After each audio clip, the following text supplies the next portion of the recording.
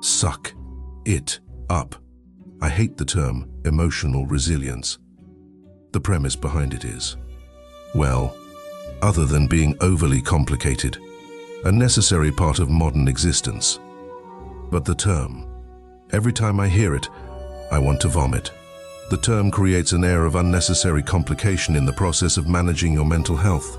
It creates a sense of psychological sophistication that most of us don't think we can handle on our own. It perpetuates a myth that we need constant professional intervention not only to meet our emotional needs, but to help us understand what our emotional needs should be.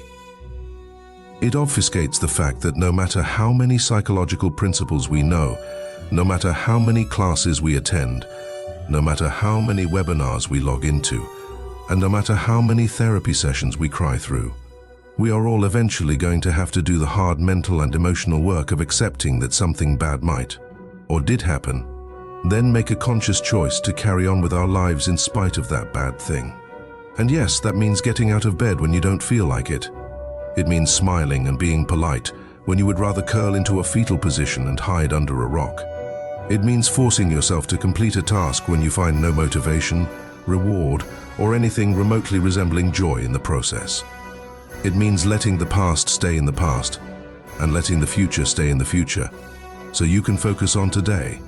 And if today is too much, you focus on overcoming whatever excruciatingly painful moment you find yourself in. There is value in understanding the motivations behind our behavior. There is value in learning coping strategies. But there comes a point when we just have to apply the knowledge and skills we have learned and move forward. There comes a point when all of the psychobabble we put between us and our problems becomes just another form of procrastination or avoidance. We should also note that coping strategies are not required to be evidence-based and approved by the governing boards of any organization to be effective. The best evidence that a coping strategy works for you is if it actually works for you. In our very recent past, there was a host of widely used terms that more succinctly summed up the sentiment behind emotional resilience. Allow me to share a few. Suck it up. Don't worry about it. Just let it go. Calm down. It's not that big of a deal. Pull yourself up by your bootstraps. Rub some dirt on it. Walk it off. Or as Taylor would say, shake it off. Get off your pity pot. Toughen up. And of course, the iconic, stop crying, or I'll give you something to cry about. I'm sure you can think of a few similar examples. Over the past few years, all of these tried and true maxims have fallen out of fashion and are now widely discouraged for fear of causing conflict or trauma. Instead of using such caustic phrases, we are encouraged to coddle everyone's truth, no matter how unhinged from reality their truth actually is. Rather than help them get over their problems, we are encouraged to allow them to wallow in their conflict and trauma while we incrementally teach the steps of emotional resilience. Whatever. I blame Freud. I blame him for a great many things, but in relation to this topic, I blame him for creating a field that systematically overthinks the most trivial of human behaviors, unnecessarily pathologizes those behaviors, relegates normalcy to a relative construct, relegates all previously used approaches of self-help to the distinction of folk psychology, then determines that only someone with a graduate-level degree in the dark arts of psychology is capable of helping you understand yourself. I have one of those degrees. So allow me to help you understand something you may not understand about yourself. You are stronger than you think you are. You do not always need a diagnosis or professional intervention to help you become a better person or happy. Let me also help you understand. All psychological therapeutic principles are based on theory, not fact. They are not immutable laws of the universe, and they change from time to time. Many of them are not even qualified to be considered theories. They may be considered approaches, considerations, or even worse, best practices. Many modern philosophies advocate self-love, self-preservation, self-indulgence, and self-interest above all else. Many of these philosophies declare that the only way to help others is by serving yourself first. It's true that self-care is important, but when it becomes our only goal, it limits our emotional growth. Unless we are willing to sacrifice our own wants and needs for someone else, no matter how capricious or urgent those wants and needs seem, we can't participate in any meaningful relationship. We are emotionally immature. These philosophies of self-love are often so well expressed that it is easy for the best of people to become influenced to follow them. But you will never find happiness focusing solely on yourself. This type of inward focus does not create self-confidence. It creates arrogance. It does not strengthen existing relationships. It destroys them. It does not help improve mental health. It creates loneliness, depression, and anxiety. It does not solve problems of identity. It very often creates them. We should also note that the traits of self-love, self-interest, self-indulgence, and self-preservation above all other considerations are among the foundational characteristics of another trending mental illness, narcissistic personality disorder.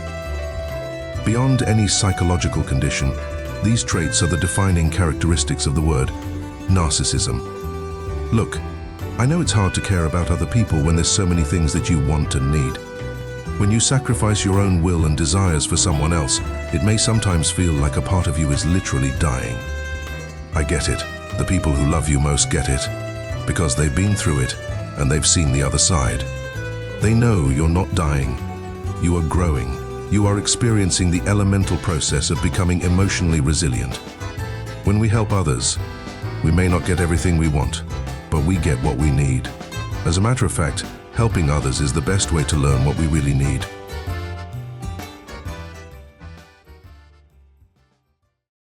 We should probably address one other crucial point. We do not live in a perfect world. We should not go through life expecting to be happy all the time. We will all have unbearable, terrible days, and some of those days will seem much longer. In fact, we will all likely experience long periods of time where happiness is hard to find. Those are often the times we discover where our true happiness lies. It is also important to remember that happiness is great. Happiness is awesome, but it's not the only reason we're here. We're here on this earth to experience every emotion. To fully understand our emotions, we must experience their opposite. We can't fully understand pleasure unless we experience pain. We can't fully understand love without experiencing loss. We can't fully understand acceptance without experiencing rejection. We can't fully understand compassion without experiencing anger. We can't fully experience joy without experiencing misery. If our only goal is happiness, we will never reach that goal. It's as if we're engaged in an endless quest to find some euphoric, idealized state of eternal bliss that will simply never be achieved in this life. Ironically, this fruitless quest for happiness just creates frustration, resentment, and once again, anxiety. More importantly, happiness was never meant to be our only goal. If happiness is all we're looking for, we're missing more than half of what life has to offer. There's a quote by Jenkin Lloyd-Jones that pretty much sums up life. Anyone who imagines that bliss is normal is going to waste a lot of time running around shouting that he's been robbed. The fact is that most putts don't drop. Most beef is tough. Most children grow up to just be people. Most successful marriages require a high degree of mutual toleration. Most jobs are more often dull than otherwise. Life is like an old-time rail journey. Delays, sidetracks, smoke, dust, cinders and jolts, interspersed only occasionally by beautiful vistas and thrilling bursts of speed. The trick is to thank the Lord for letting you have the ride. Life really is about choices. Some of those choices are hard. In the context of this book, it is important to understand and accept there will be many moments of your life that will be emotionally excruciating. You will feel uncomfortable, you will feel anxious, you will feel incompetent, you will feel overwhelmed. You will feel sad, you will feel angry. You will feel that you can't go on another minute in the situation you find yourself in, no matter what that situation is. You know what the crazy thing is? Those moments pass. There will be another day. There will be other opportunities. It doesn't mean it doesn't hurt. It doesn't mean you don't have to start all over again. But no failure you ever experience needs to permanently damage you emotionally. As a matter of fact, going through all of these experiences helps us become stronger, and you guessed it, emotionally resilient. And yes, all these hard things can lead to happiness. Eventually. Sometimes, sucking up your tears, walking it off, letting it go, and faking it till you feel it, is the healthiest, most therapeutic thing you can do. You will never appreciate the good parts of life without experiencing the challenges of life. So, if you want to be happy, acknowledge that something bad might or did happen, fix what you can, keep moving forward, and act like you're happy.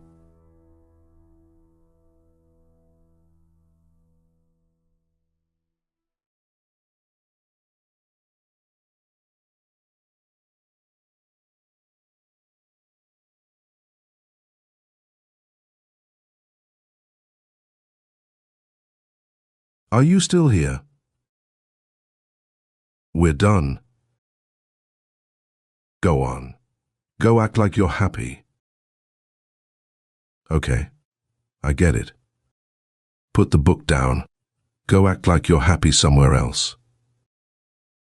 Seriously, the secret to doing the laundry is actually doing the laundry. That means stop procrastinating and just be happy. Don't overthink it. Just act like you're happy.